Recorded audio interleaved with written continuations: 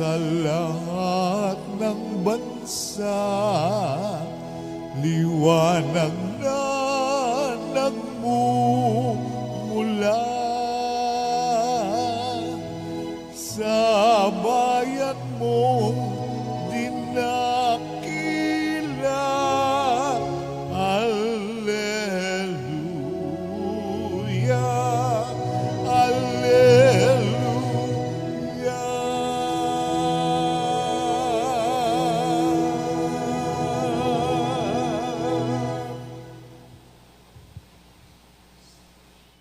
Sumainyo ang Panginoon. At sumaiyo rin. Ang mabuting balita ng Panginoon ayon kay San Lucas. Papuri sa iyo, Panginoon.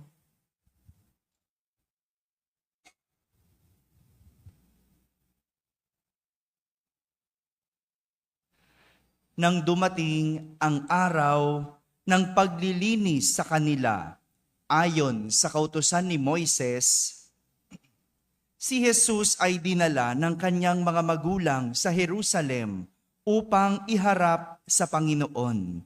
Sapagkat ayon sa kautusan, ang bawat panganay na lalaki ay nakatalaga sa Panginoon. At naghandog sila ayon sa hinihingi ng kautusan ng Panginoon. Mag-asawang bato-bato o dalawang inakay na kalapati. May isang tao noon sa Jerusalem, ang pangalay Simeon. Matapat at malapit sa Diyos ang lalaking ito at naghihintay sa katubusan ng Israel. Sumasa kanya ang Espiritu Santo na nagpahayag sa kanya na hindi siya mamamatay hanggat hindi niya nakikita ang Mesiyas na ipinangako ng Panginoon. Sa patnubay ng Espiritu, pumasok siya sa templo at nang dalhin doon ng kanyang mga magulang ang sanggol na si Jesus upang gawin ang hinihingi ng kautusan. Siya'y kinalong ni Simeon. Ito'y nagpuri sa Diyos na ang wika, "Kunin mo na, Panginoon, ang inyong abang alipin, ayon sa iyong pangako. Yamang nakita na ng aking mga mata ang iyong pagliligtas na inihanda mo para sa lahat ng bansa. Liwanag itong tatanglaw sa mga hentil at magbibigay karangalan sa iyong bayang Israel." Namangha ang ama at ina ng sanggol sa sinabi ni Simeon tungkol sa kanya. Binasbasan sila ni Simeon at sinabi kay Maria, "Tandaan mo, ang batang ito ay nakatalaga sa ikapapahamak o ikaliligtas ng marami sa Israel. Isang tanda mula sa Diyos, ngunit hahamaki ng marami, kaya't mahahayag ang kanilang iniisip. Dahil diyan, ang puso mo ay para na ring tinarakan ng isang balaraw." Naroon sa templo ang isang propetang babae na ang pangalay Ana, anak ni Phanuel, na mula sa lipi ni Aser. Siya'y napakatanda na. 7 taon lamang silang nagsama ng kanyang asawa nang siya'y mabalo. At ngayoy, 84 na taon na siya. Lagi siya sa templo at araw-gabi sumasamba sa Diyos sa pamamagitan ng pag-aayuno at pananalangin. Lumapit siya ng oras ding iyon at nagpasalamat sa Diyos. Nagsalita rin siya tungkol kay Jesus sa lahat ng naghihintay sa pagpapalaya ng Diyos sa Jerusalem. Nang maisagawa nila ang lahat ng bagay ayon sa kautusan, bumalik na sila sa kanilang bayan sa Nazaret, Galilea. Ang bata ay lumaking malakas, marunong at kalugod-lugod sa paningin ng Diyos. Mga kapatid, ang mabuting balita ng Panginoon. Pinupuri ka namin, Panginoong Hesukristo. Magsiupo ang lahat at makinig sa homilya. Isang magandang umaga po sa inyong lahat. Pakibati ang katabi, magandang umaga. Magandang umaga rin sa lahat ng nasa barangay na nakakapakinig ng ating banal na misa. Sa lahat ng nasa tahanan na nagsisimba via online, magsindi rin po kayo ng kandila, no po, para naman mabasbasan ang mga kandilang inyong sinisindihan. At sa lahat ng nasa abroad, isang magandang araw po sa inyong lahat. Kasama kayo sa aming banal na pagdiriwang dito sa ating parokya. Magandang umaga. Maganda po bang umaga? Patingnan nga ang katabi kung gising. Gising naman ang lahat. No po, gising, yan. No. Dalawa po ang pinagdiriwang natin sa araw na ito. Dalawa. Una, pinagdiriwang natin ang paglilinis kay Maria. Sabihin nyo nga po, paglilinis o purification rite para sa mga Hudyo. Sa mga Hudyo, sino mang dinugo ay tinuturing na marumi. Sino mang dinugo. Father, kasama po ba yung buwanang dalaw? Kasama, dinugo. Kasama po ba yung may sugat? Hello. Kasama, dinugo. Basta dinugo, kailangan sumailalim sa paglilinis. Ganyan sa mga Hudyo. May rito sila ng paglilinis. Kaya nga, kung maalala ninyo, yung pare doon sa kwento ng Good Samaritan, alala nyo ba yung kwento na yon? No? Yung mayroong duguan, sugatan, no? Na Samaritano, na isang tao na hindi nilapitan ng pare. Sino ang lumapit? Yung isang Samaritano. Hindi ba? Naalala niyo yung kwento na yon? Bakit hindi nilapitan ng pare? Kasi pag nahawakan siya ng dugo, magiging marumi siya. Hindi siya makakapag-misa, hindi makakapagdasal. No? Kailangan niyang sumailalim muna sa rito ng paglilinis. At kailangan lumipas ang 40 araw bago sumailalim sa paglilinis. Ganon ibig sabihin nun. Kaya nga yung babaeng dinudugo, naalala niyo yung kwento na yon? Ilang taon? 12 years. Very good. 12 years sa dinudugo. No? Hindi siya pwedeng lumapit kahit kanino. Hindi siya pwedeng dumikit. Ang hirap nun, no? May sakit ka na. Walang makalapit sa'yo. Kasi magiging marumi. At ganito ang mga Hudyo. Ganito, may rito na kailangang isagawa para maging malinis muli. Anong ginagawa? Kailangan nilang lumublob sa isang mikvah. Sabihin nyo nga, mikvah. Anong mikvah? Isang natural na deposito ng tubig. O para kung titignan natin ang itsura, parang swimming pool. No? Pero ang swimming pool hindi natural. Kasi 'di ba, yung tubig doon di naman yun natural, nilagay lang. At yung swimming pool gawa lang ng tao, pero parang gano'n ang itsura. Kailangan lumublob para maging malinis at mag-alay ayon sa kautusan bilang pag-aalay para sa kasalanan. Yan yung purification, paglilinis. May rito, lulublob sa tubig para maging malinis, mag-aalay para sa katubusan ng kasalanan. Tutubusin mo yung mga nagawa mong kasalanan, papalitan mo. At ano yon? Alay. Maliwanag po? Yan yung una nating pinagdiriwang, yung paglilinis kay Maria. Ngunit si Maria, walang bahidungis, walang kasalanan. Anong kailangan linisin sa kanya? Hello? Kapag ba ang damit malinis na, lalaban mo pa? Kapag ba malinis ka na, maliligo ka pa ba? Pero si Maria, kahit na walang bahid dungis, sumailalim sa paglilinis. Dahil yun ang sinabi ng kautusan. Kaya nga si Maria, pinakita niya ang kanyang kababaang loob na kahit hindi na kailangan linisin, siya ay sumunod sa Diyos. Siya'y sumunod sa kautusan ng Diyos. Kaya ang galing, no? Si Maria, ganun kababa ang loob. Pwede siyang magmalaki. Bakit ako magpapalinis? Malinis na ako.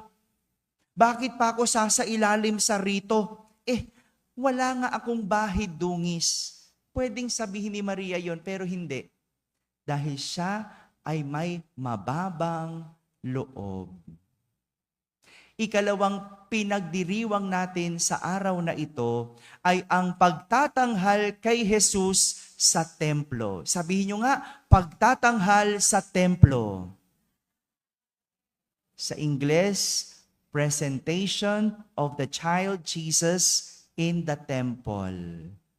Kung saan narinig natin sa Ebanghelyo, yun ang kwento. Na ayon sa batas ni Moises, ang bawat panganay na lalaking isinilang ay ihahandog at itatalaga sa Diyos. Kaya nga, makalipas ang 40 araw, matapos ipanganak si Jesus, siya ay dinala ng kanyang mga magulang sa templo. Ganyan.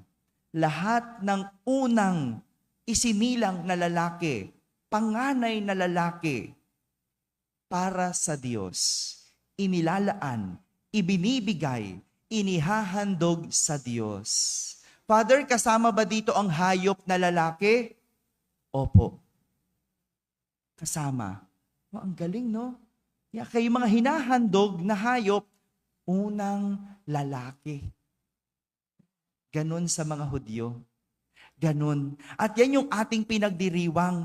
Kasama nito, ang pinagdiriwang natin, ang kapistahan ng Candelaria. Dahil hinihandog si Jesus sa templo, nakita si Jesus ni na Simeon at Ana.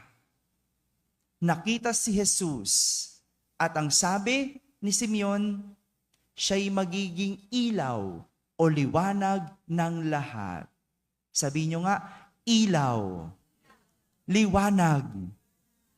Sabi ni Simeon, liwanag itong tatanglaw sa mga hentil at magbibigay liwanag sa iyong bayang Israel. Kaya tingnan natin yung imahe ni Maria. Di ba may hawak siyang kandila? Hawak din niya si Jesus. Kandila bilang si Jesus ang liwanag na magiging tagapagligtas ng bayang Israel. Ang liwanag na magiging alay para sa kasalanan ng sanlibutan. Galing, no? Ganun yung kwento. Yun yung ibig sabihin nun. Si Jesus, ilaw ng sanlibutan. At ang sabi, magiging liwanag. Walang ititirang nasa kadiliman. Walang pipiliin para liwanagan. Dahil ang ilaw ay para sa lahat. Di ba pag nagsindi ka ng kandila, hindi mo naman pinipili, ay ayokong ilawan yung dito. Hindi. Pag sinindihan mo ang kandila, iilaw. Liliwanag ang lahat. Walang pinipili. At ganyan si Jesus. Liwanag para sa lahat. Ngunit ang liwanag ni Jesus ay hindi lang para sa mga nadidiliman o nasa kadiliman, kundi higit sa lahat, isang apoy na nagpapadalisay o maglilinis sa lahat. Narinig nyo yung unang pagbasa? Ito yung sinabi ni Propeta Malakias. Siya'y apoy na nagpapadalisay sa bakal at parang matapang na sabon. Ang ganda noong imahe ng isang apoy. Alam nyo ba yung isang bakal? Kita na ba kayo ng bakal? Diba? Anong ginagawa doon para maging puro at malinis? Sumasailalim sa apoy. Diba? Hinihinang. Ganyan ang bakal. Ganyan ang tanso, pilak o ginto. Para maging puro, pinaiinitan sa apoy. Para maging mataas ang uri na metal. Pag yung ginto, puro dumi, hindi yan mataas na uri. Pag yung bakal, puro dumi, hindi magandang klase. Kaya kailangan mong painitan para maging puro at dalisay. Dahil ang apoy ang nag-aalis ng mga dumi. Nag-aalis ng dumi. Parang isang matapang na sabon, no, 'di ba? Pag naglalaba tayo, no, hindi kaya ng kusot, 'di ba? Kailangan mo ng sabon. No? At yung sabon na walang chalk, 'di ba? No? Kaya bibilin mo yung matapang na sabon para paputiin ang isang damit na marumi o namantsahan. Ganyan ang gampanin ni Jesus bilang liwanag. Tayo ay kanyang dinadalisay at nililinis mula sa dumi at mantsa. Mantsa. Dumi at mantsa ng kasalanan. Alam nyo, sabi ng isang panday, no? Nakita na ba kayo ng panday? No? Anong trabaho ng panday? Siya yung nagpapainit o naglilinis ng mga bakal. No? Siya yung naglilinis ng mga tanso. No? O kaya ginto, kasi pwede na rin ng ginto. Parehas din naman ang kanyang trabaho. Yung isang silversmith, ganyan daw ang kanilang trabaho. At sinabi, no, yung kanyang paglilinis ng ginto, kailangan binabantayan. Hindi pwedeng iwan. Kasi ayon sa isang panday, kapag nasobrahan sa linis, kapag nasobrahan sa dalisay, nasisira din ang bakal. Nasisira ang ginto. Nasisira ang tanso. Kaya kailangan binabantayan. Pag nililinis, binabantayan, tinututukan, inaantay na maging malinis. At alam nyo, paano malalaman kung malinis na ang bakal, pilak o tanso? Hello? Alam nyo kung paano? Tanungin nyo ko. Sabi ng isang panday, kapag nakikita na niya ang kanyang refleksyon sa kanyang pinapanday, kapag nakikita na niya yung reflection niya doon sa tanso, doon sa bakal, doon sa pilak o ginto, ibig sabihin, malinis na at puro ang kanyang pinapanday. Mga kapatid, ganyan yung gampanin ni Jesus sa atin. Kung akala mo pinahihirapan ka, ikaw ay pinapanday. Kung akala mo pasakit ang dumarating sa iyo, yan ay paglilinis. Hindi ka iniiwan ng Diyos, binabantayan ka, sinusubaybayan ka, iniintay kang maging malinis. At paano malalaman kung ikaw ay malinis? Kapag nakikita na ang refleksyon ng Diyos sa iyo. Kapag nakikita na ang Diyos sa iyo. Kaya kung minsan pakiramdam natin, no, pinahihirapan naman ako ng sakit na ito. No, hindi, pinapanday ka. Binabantayan ka. Maaring yang sakit na yan magdulot sa iyo ng kababaan ng loob. No? Maaring yang paghihirap na pinagdadaanan mo magpupuro sa iyo. Dadalisayin ka. Lilinisin ka. Pero ang tanging pumapailalim lang sa paglilinis ay katulad ni Maria, may mababang loob. May mababang loob.